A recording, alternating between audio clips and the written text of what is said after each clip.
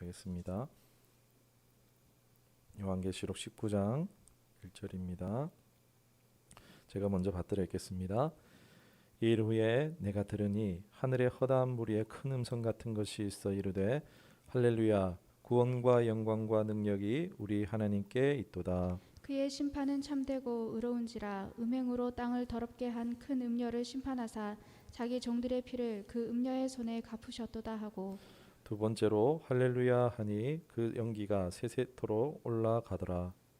또 24장로와 네 생물이 엎드려 보좌에 앉으신 하나님께 경배하여 이르되 아멘 할렐루야 하니, 보좌에 음성이 나서 이르되 하나님의 종들 곧 그를 경외하는 너희들아 작은 자나 큰 자나 다 우리 하나님께 찬송하라 하더라.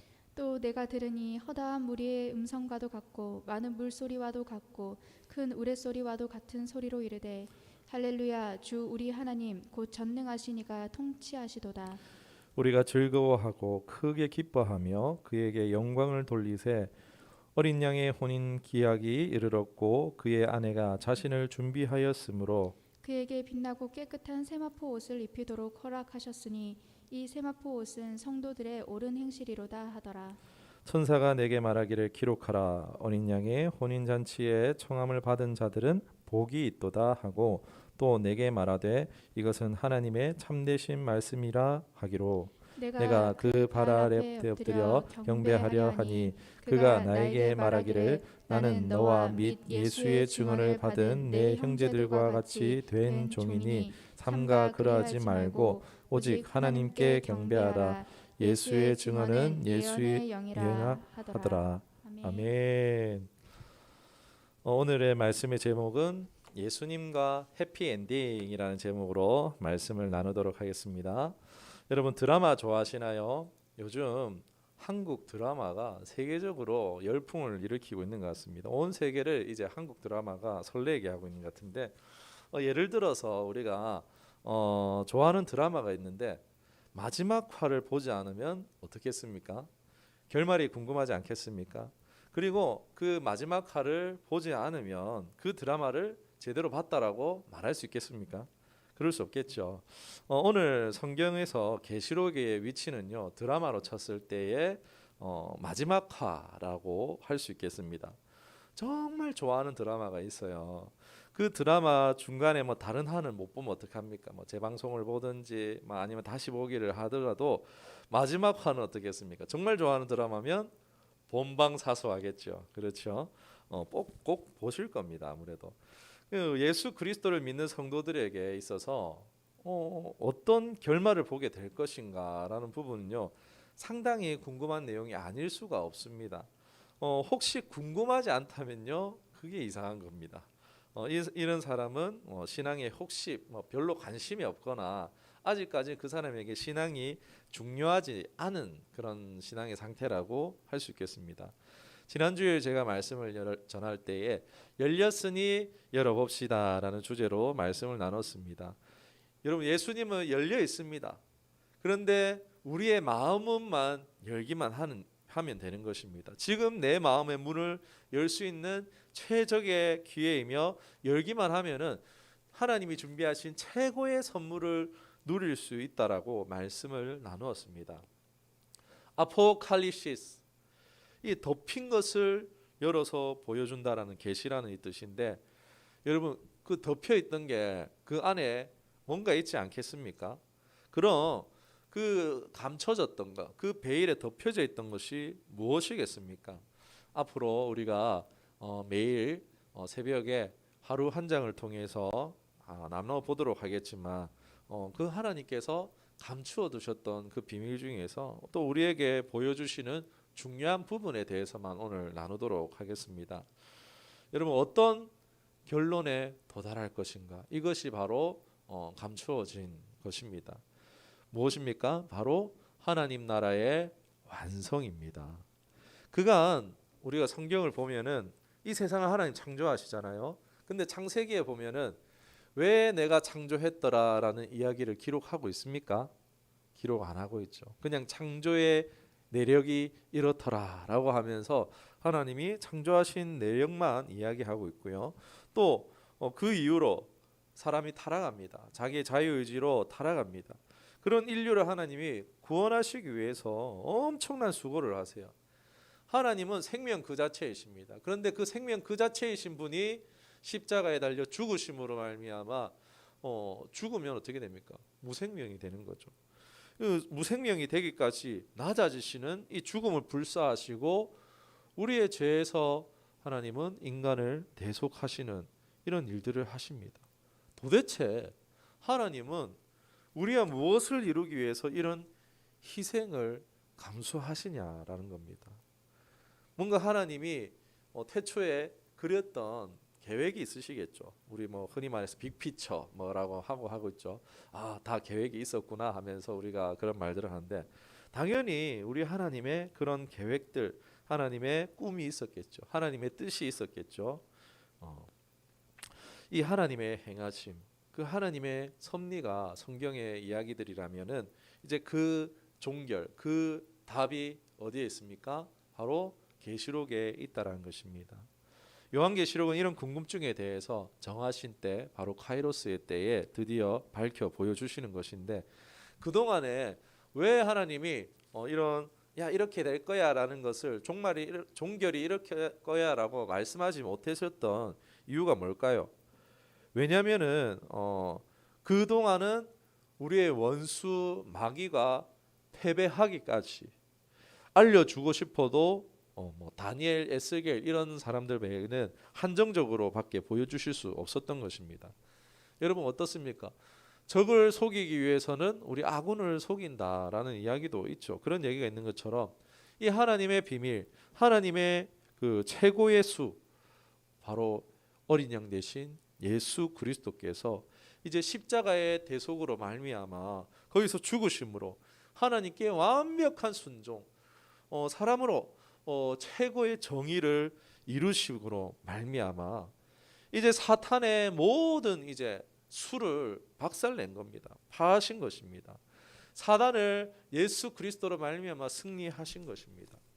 이제 그 승리로 말미암아 이제 완벽한 승리죠. 예수님의 십자가는요 부족한 승리, 어설픈 승리가 아니라 완벽한 승리입니다. 그래서 이제 하나님께서는 이제 다 보여주실 수 있게 되어지신 것입니다. 또 당시에 박해로 말미암아 이러한 하나님 나라에 대한 대망, 이 하나님의 나라에 대한 갈망, 언제 주님 다시 오십니까? 라는 그런 열망들이 성도 안에 불일 듯 일어났겠죠. 그러면서 동시에 또 박해가 너무 심하니까 교회의 존폐 위기까지 오게 되는 그런 상황들 속에서 아주 시기적절하게 오늘 계시록의 말씀이 주어졌다라고 할 수 있겠습니다. 계시록은 표면상으로 무시무시한 책입니다. 끔찍한 심판 종말 같습니다. 그러나 그와 동시에 무엇을 다루고 있습니까? 바로 하나님 나라의 완성, 이것을 다루고 있습니다. 생각해 보기를 원합니다. 여러분 재판을 하면은 거기에 재판에 승소하는 사람이 있고 반대로 누가 있습니까? 패소하는 사람이 있습니다. 패소하는 사람이 있으면 또 반대로 승소하는 사람이 있는 거죠. 그런 것처럼 구원받는 사람이 있으면요 반드시 심판받는 사람이 있다는 것입니다. 심판받는 쪽이 있으면은 구원받는 쪽이 있다는 것입니다. 이것은요 양날의 검과 같고 동전의 앞뒷면처럼 뗄래야 뗄 수 없는 내용이라 할 수 있겠습니다. 우리가 요한계시록을 대할 때에 세상의 종말을 다룬 책으로만 생각하는 경향이 강하지만 그게 다가 아니란 얘기죠. 모든 성경은 하나님의 구원의 역사, 하나님의 부흥사를 다루고 있는 책입니다. 마찬가지로 계시록도 똑같습니다. 하나님이 어떻게 구원하실까, 어떻게 구원하실까와 또 구원의 섭리와 이 하나님 나라의 완성, 이 부흥을 성취하시는 모습을 바로 이 계시록을 통해서 미리 보여주고 있다라는 것입니다. 구원에는요 반드시 뭐가 동반이 됩니까?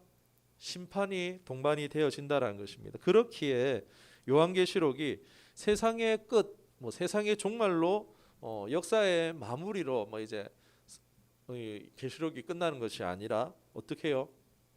이 심판이 있고 난 뒤에 더 뒤에 이야기가 있죠. 하나님 나라의 완성 그리고 영원의 시작으로 계시록이 마무리되고 있다라는 것입니다. 이를 통해서 발견할 수 있는 것은 무엇입니까? 원수 마귀의 그런 계략과 정체와 그 세력의 운명에 대해서 계시록이 이야기해주고 있는데요. 아무리 마귀가요 세상을 정복하고 이 세상이 크고 강함으로 무장할다 할지라도 이 성도의 모임, 교회를 핍박하고 고통을 주며 유린하고 심지어 죽이기까지 한다 할지라도요, 이 모든 것은 하나님께서 사탄의 자기는 막 은밀하게 막 계획을 짜가지고 자기 나름의 막 계획과 수를 짜가지고 이런 일들을 벌이고 있지만 그 모든 것을 하나님은 계시록에 보니까 어떻습니까? 다 지켜보고 계시는 거예요. 우리 인공위성을 왜 띄웁니까? 전쟁에 이기기 위해서 적군이 어떤 막 전략을 짜고 있는지 그걸 위해서 인공위성을 띄우는 거죠. 그 적을 알고 나를 알면 백전백승이라 한 것처럼요. 하나님은요. 어떠한 것도 다 깊은 것도 헤아리고 계시다라는 것입니다. 사탄의 모든 수를 하나님은 다 파악하시고 지금 무슨 얘기냐? 사탄이 하나님 손에 있다라는 것입니다. 손 안에 있다는 것입니다. 하나님은 이런 은밀한 계획까지도 전지하신 하나님은 다 파악하고 통제하고 계시는데 그러니까 하나님은 한치의 오차도 없이 바로 교회를 지키시고 보호하시며 완벽하게 다스리고 계시다라는 것을 믿으시기를 주님의 이름으로 축원합니다. 마귀도 하나님 손 안에 있습니다. 뿐만 아니고 지금 여러분 세상을 두렵게 하는 사람들이 있죠. 우리 저 북한에 또 있죠. 벌써 미사일 몇 발 쐈는지 진짜 세상의 악한 지배자들조차도요 하나님 손 안에 있어요. 하나님 손 안에 그냥 하나님 하면 끝나는 겁니다. 당장 그들이 하나님 저들 저렇게 많은 사람들을 죽이고 핍박하고 박해하고 있는데 당장 처리됐으면 싶지만 어떻습니까? 하나님은 긍휼이 크심으로 회개할 자들에게 기회를 주실 뿐만이 아니라 또 믿는 자들이 그것을 준비할 수 있는 시간을 주심으로써 하나님께서는요 얼마든지 심판하실 수 있음에도 지금 그 심판을 유예하고 계실 뿐입니다. 반드시 그 심판은 실행되어질 것이란 것입니다. 그런데 이도 모른 채 세상은 어떻습니까? 자꾸 크고 강함만 추구합니다. 많은 것, 강한 것 이런 것만 추구합니다. 자신들이 마치 세상의 주인이라도 된 듯 억압하고 압제하며 또 죽일 수도 있지만 종국에 철저히 그것도 아주 처참하게 파괴될 것이며 거기서 끝이 아니라 부활의 첫 열매가 되신 예수님처럼요. 선인 악인 할 것 없이 모두가 다 부활하게 됩니다. 모두가 부활할 것인데 악의 세력과 그 수종들은요 영원한 형벌에 들어갈 것이고 믿음을 지켰던 인내한 성도들에게는요 세상 어느 것 세상 좋다는 그 모든 것보다도 비교할 수도 없는 더 좋은 것으로 더 나은 영원한 삶으로 믿음의 보상, 인내의 보상, 순종의 보상을 하나님께서 주심으로 누리게 될 줄 믿습니다. 결코 계시록은요 공포심을 조장하여서 야, 신앙생활 똑바로 안 하면은 큰일 나, 뭐 이런 식으로 겁을 주려고 쓴 서신서가 결코 아니라는 것입니다. 우리 어떻습니까? 날마다 넘어지고 쓰러지는 연약한 인생 아닙니까? 부족한 인생이지만 그 모든 내 인생에 가득한 죄악들을 예수님의 보혈로 다 덮어주시는 거예요. 그것을 다 예수 안에서 씻어주시는 거예요. 그리고 성령 안에서 성령을 내 안에 보내서 이제 내가 그 성령 안에서 어떻게 됩니까? 단장시키시는 거예요. 이제 깨끗게 하시고 치료하시고 회복시키시고 이제 단장을 시켜서 어떻게 하십니까? 오늘 말씀을 읽은 것처럼 우리를 예수님의 신부로 삼으셨다라는 것입니다.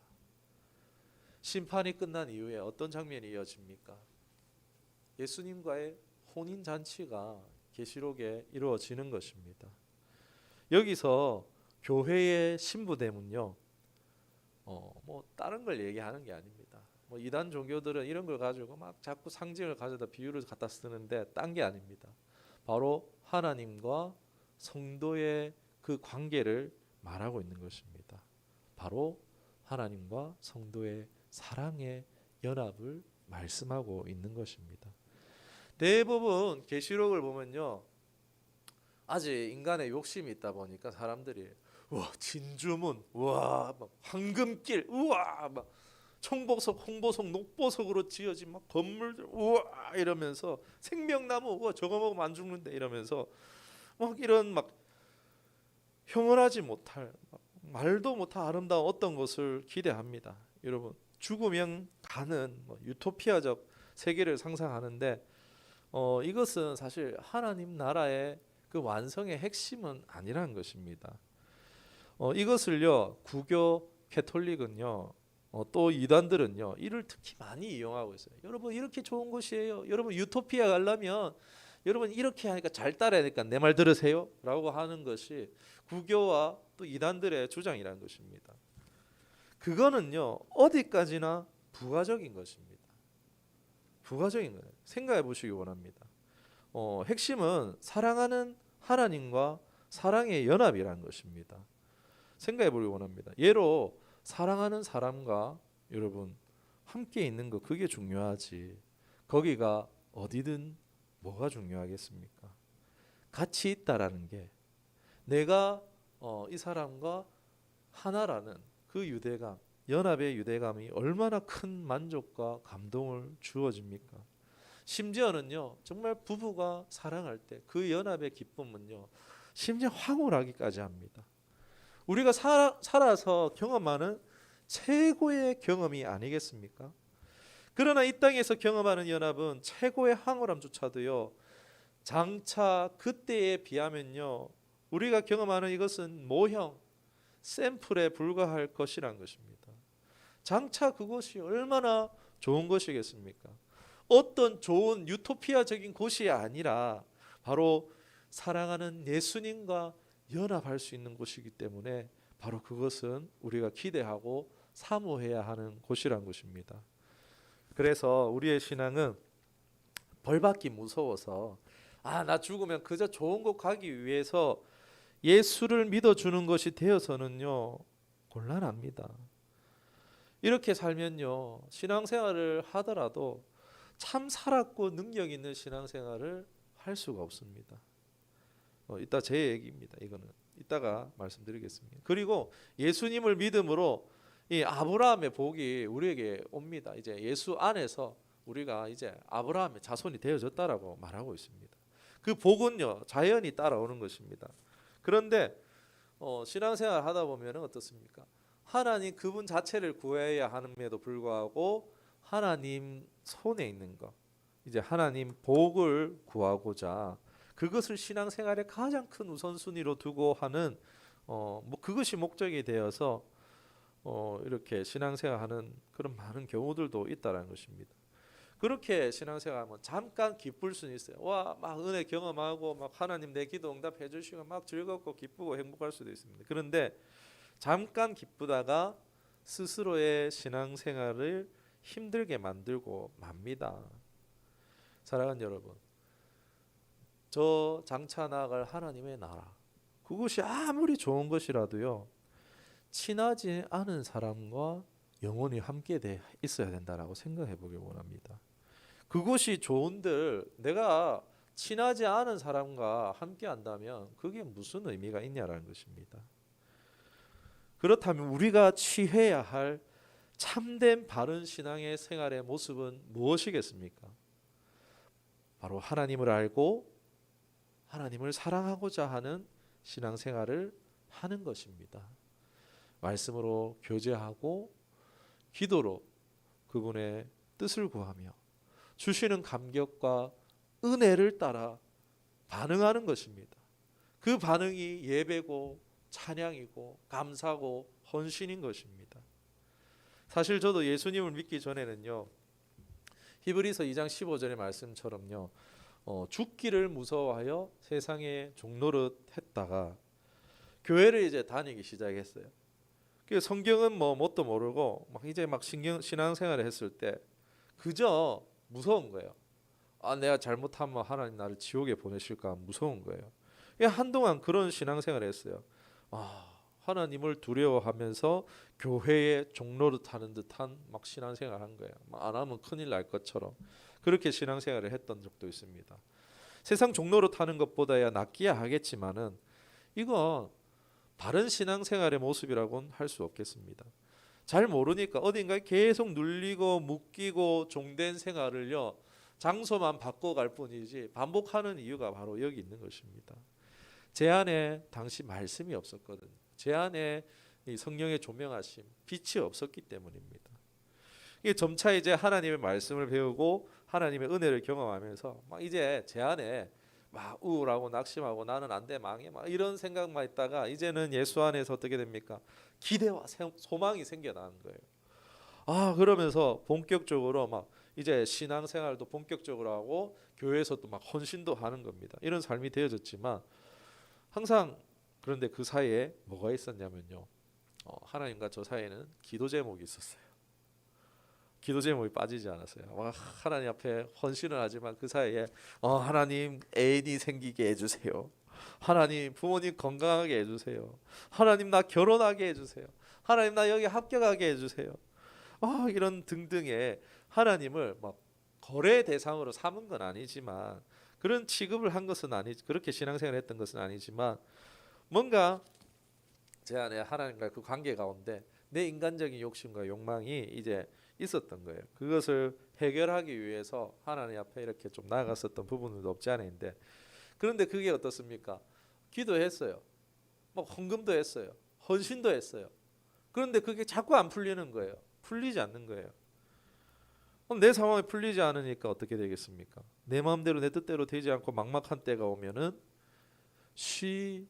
좌절하는 겁니다. 믿다가 낙심하는 겁니다.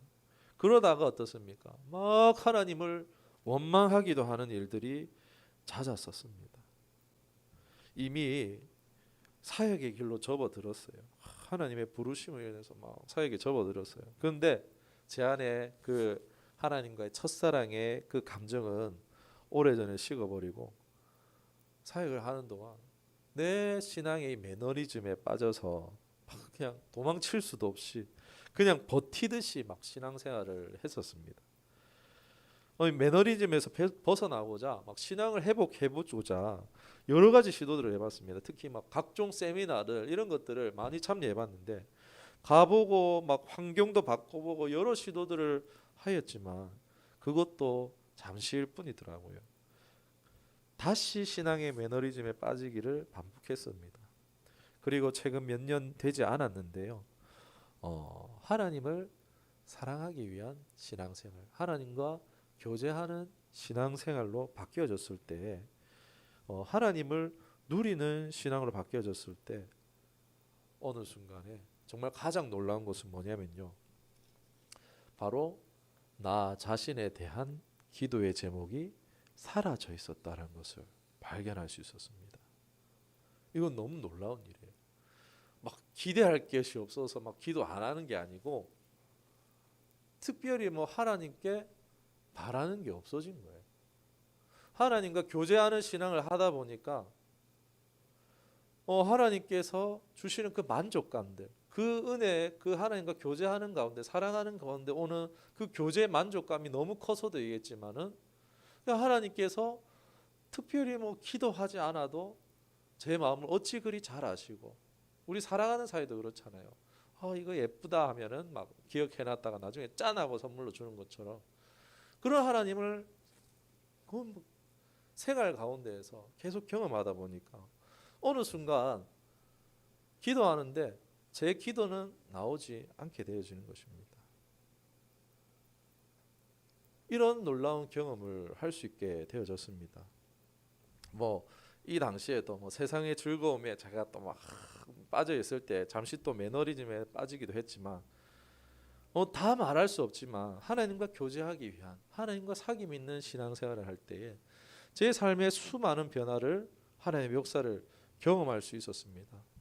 어제도 오늘도 정말 저는 기막힌 삶을 매일 경험하며 살아가고 있습니다. 저번에도 제가 질문을 드렸었는데, 사랑하는 여러분, 기도 응답을 받는 것이 좋겠습니까? 아니면은 그 기도에 응답해 주실 수 있는 분과 친해지는 것이 좋겠습니까? 물어볼 필요가 없는 것입니다. 말씀을 맺겠습니다.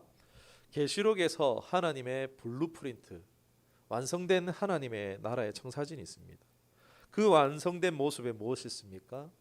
예수님과의 혼인 잔치가 있습니다. 혼인은요, 연합을 의미합니다. 그 결혼식에서 중요한 건요, 그 결혼식장이 얼마나 예쁘게 꾸며졌냐, 그게 아닙니다. 가장 중요한 것은 바로 신랑과 신부입니다. 그 신랑과 신부가 정말 얼마나 사랑하느냐, 그것이 가장 핵심입니다. 예수님 위로 신약 시대를 살아가는 사람들에게 가장 큰 장점이 뭔지 아십니까? 바로 성령 하나님을 통해 교제할 수 있다라는 것입니다. 그 말씀이 고린도후서 13장 13절에 나옵니다. 우리 함께 말씀을 마지막으로 한번 찾아보도록 하겠습니다. 고린도후서입니다. 고린도후서 13장 13장 13절입니다. 301면에 있네요. 제가 가진 성경 301면입니다. 우리 찾으신 줄 알고 고린도후서 13장 13절 301면입니다. 같이 보시겠습니다. 시작. 주 예수 그리스도의 은혜와 하나님의 사랑과 성령의 교통하심이 너희 무리와 함께 있을지어다. 여러분 많이 들어보셨죠? 목사님들이 축도할 때 자주 쓰는 말이죠. 근데 여러분 여기서 교통하다라는 것이 무슨 뜻입니까? 성삼위 하나님께서는요, 성부, 성자, 성령 하나님께서는요, 세상을 창조하시기 전에 이미 이분들은 교제하고 계셨어요. 그 보면 창세기에 보면 우리가라는 표현이 계속 나와지는 것을 볼 수가 있습니다. 그 완벽한 교제와 기쁨과 행복을요, 삼위 하나님은 누리고 계셨어요. 그런데 이 기쁨과 행복을 바로 성령 하나님으로 말미암아 이제 예수를 믿음으로 성령 하나님이 우리에게 오셨는데 이 기쁨과 행복을 함께 누릴 수 있게 되어졌다는 것입니다. 이것이 신약 시대를 살아가는 성도들의 특권입니다.